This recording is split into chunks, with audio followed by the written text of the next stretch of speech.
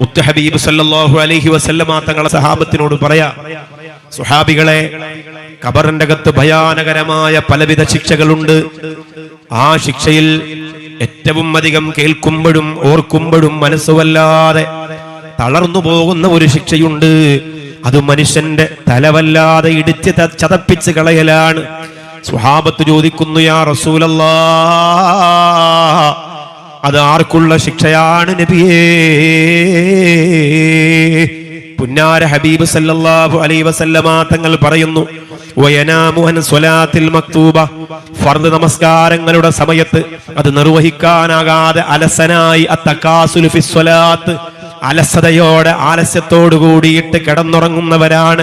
മാണിക്യമുത്തു നബി മുഹമ്മദ് മുസ്തഫ സല്ലല്ലാഹു അലൈഹി വസല്ലമ തങ്ങൾ പറയുകയാണ്, അവരുടെ തലയാണ് ഖബറിന്റെ അകത്തിടിച്ചു പൊട്ടിക്കുന്നത്, ചതച്ചരക്കുന്നത്.